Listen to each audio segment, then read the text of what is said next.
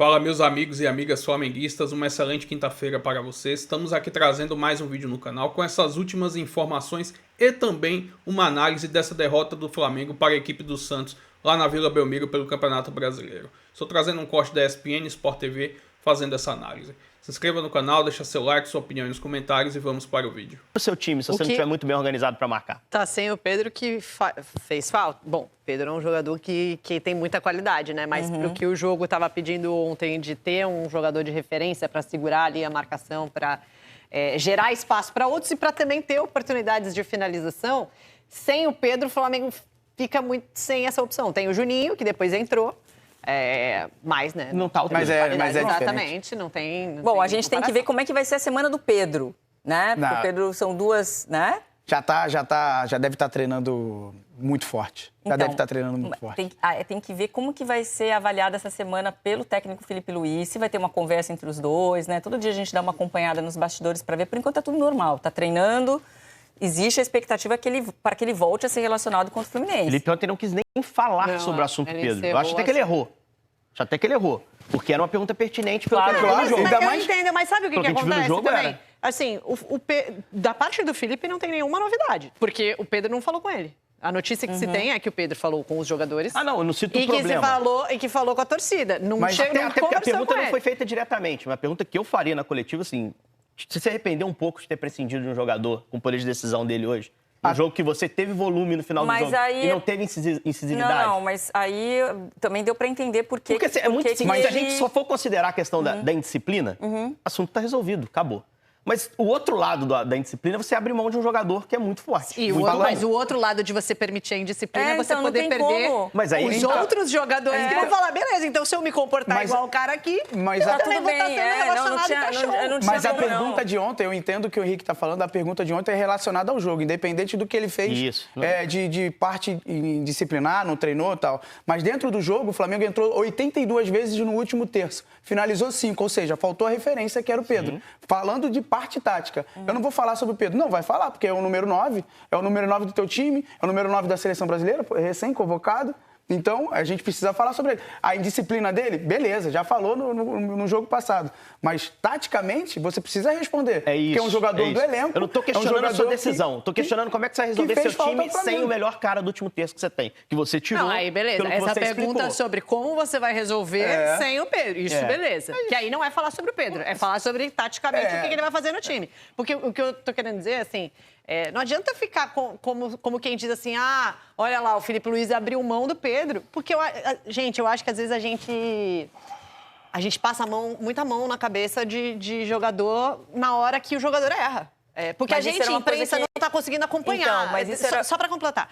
A gente não acompanha treino, certo? Você veio de uma época que se acompanhava treino. Se você acompanhasse treino, o Pedro talvez não teria tido esse nível de descompromisso, porque ele ia saber que a imprensa ia estar lá noticiando. Ainda mais se houve deboche, como é a palavra que o Felipe Luiz usa. Né? Deboche é uma coisa muito desrespeitosa. A gente ia pegar na câmera. Você ia pegar na câmera, você ia mostrar e ia ficar feio na torcida. Hoje não tem isso. Então, assim, o Felipe usa de um artifício, que é falar sobre, para ver se o cara, né, se liga que ele não pode se comportar dessa maneira, porque talvez só deixando fora da lista de relacionados ele não está entendendo o recado. Olha... Ele está se comportando dessa maneira. Vocês estão entendendo por que ele não está jogando? E aí, cara, eu acho que a cobrança tem que ser, sim, em cima do jogador. Porque quando ele não pede desculpas. E ele apenas coloca a culpa em todo mundo, menos nele. Eu tô agindo assim porque a diretoria aqui errou. A nota dele, pra mim, é uma coisa... Eu tô assim porque o Felipe Luiz foi desrespeitoso. Na comissão, me expôs. Quem se expôs foi você quando você parou de treinar, cara. Entendeu? Eu acho que a gente precisa, e eu tô falando assim, todos nós aqui, a gente sempre fala quando rola nota de pedido de desculpa sem ser pedido de desculpa, sabe? Aquela coisa de, quem me conhece sabe, veja bem, não sei o quê, vocês me interpretaram mal. Gente, pedir desculpa é super importante, sabe? Errou? Olha, fala assim, fiz besteira, desculpa. Acho que todos nós erramos. Já erramos na vida e a gente tem que pegar e ter a personalidade suficiente para falar, a gente errou. Eu acho que o Pedro ainda eu não vi nas manifestações dele algo falando assim, eu errei. Não, a gente tá de acordo nisso. É que eu acho que você caiu nessa armadilha, que a gente debatia isso até fora do ar, sobre Legal, eu acho que o Felipe Luiz teve toda a razão e expôs o motivo de não relacionar. Mas quando faltar, quando perder, não teria feito o que o Felipe fez vão de jeito cobrar nenhum, publicamente. Ele. Então, jamais. mas aí que tá, não pode cair nessa armadilha. Pô, fez falta no jogo. Tá, fez falta no jogo. Mas e por que ele não tá no jogo? Tem uma razão. Então também não se pode cair... Em 3 dias não vai mudar o que ele pensa. Mas em 3 dias não vai mudar o que o Felipe pensa. E em 3 dias o Pedro não vai conseguir entregar o que ele queria que entregasse. Não, mas eu acho que depende da postura. Não, mas... Se você tem um chefe que chega pro seu trabalho, né, fala assim, cara, você tá deixando muito a desejar assim, assim, assado. A sua mudança de postura não é só você aparecer para treinar. É, de repente, até você falar assim, pô, admito. E não é nem conversar só com o Felipe Luiz, mas na conversa, pelo menos pelas informações que a gente tem pelo GE, a conversa com os jogadores não foi em tom de pedido de desculpa, porque eu também acho desrespeitoso aos jogadores. Você Felipe, você foi jogador. Todo mundo. Você chega para treinar, você dá seu sangue. Aí o cara tá lá, tipo assim, debochado, como foi a palavra utilizada. Eu recebi muitas perguntas sobre isso. Eu concordo com o que o Felipe Luiz fez. Eu concordo. De expor o que está acontecendo, até porque eu sou de uma época que a imprensa estava lá e se você não se dedicasse, estava te filmando. E aí você precisava, além de se dedicar pro elenco, pro time, você precisava treinar para você. Dito isso, sábado o Pedro treinou como nunca. E eu tenho informação sobre isso. Treinou como nunca. Sim, no dia do jogo do Flamengo. Treinou como nunca. Depois que ele ficou fora da não é mal fisicamente. Ele não queria treinar realmente. Aí depois, no domingo, teve folga. Já não mudou nada pro Felipe Luiz. Segunda-feira, reapresenta. Ele faz da nota, tudo. Acontece o que acontece. Então, tem mais um dia pra relação. Ou seja, não mudou nada. Não mudou nada. Aí não mudou nada. Ou seja, o Felipe Luiz ele vai continuar esperando a reação do Pedro. Esperando as ações no GPS, como ele falou, ações em alta, o que ele está fazendo. E aí, por isso que ele não leva para o jogo. Mas aí a gente não pode deixar de debater a falta que o Pedro fez ao jogo. A falta que ele fez. Fez falta e eu acho que ele viu o jogo.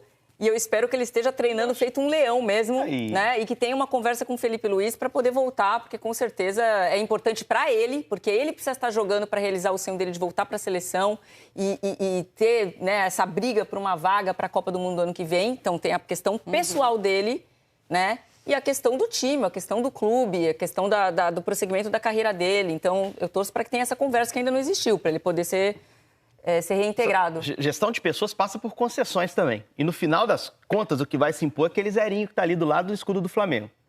Não estou falando só que a ausência do Pedro definiu o zerinho. O ataque não funcionou bem contra o Santos. O Santos não fez nada de extra classe e neutralizou bem o Flamengo. Nós estamos falando aqui que foi top 3 menos finalizações. Faltou algo. Só queria lembrar uma coisa. Além do Pedro, Bruno Henrique tomou um cartão amarelo ontem bizarro. E está suspenso. Então, o problema para o Fla-Flu mais uma... Se acelera a volta. Não, e outra coisa, a gente não pode isolar o risco de não ter uma boa atuação da frente de novo contra o Fluminense domingo e a gente vai começar a ver a coisa acontecer na arquibancada, gente. Futebol é concessão. Alguns dos maiores craques da história do nosso futebol funcionavam à base de concessão. A gente conhece a história de muitos deles. O Romário não treinava toda vez. O Garrincha tinha problemas que o levavam a ficar fora de treino.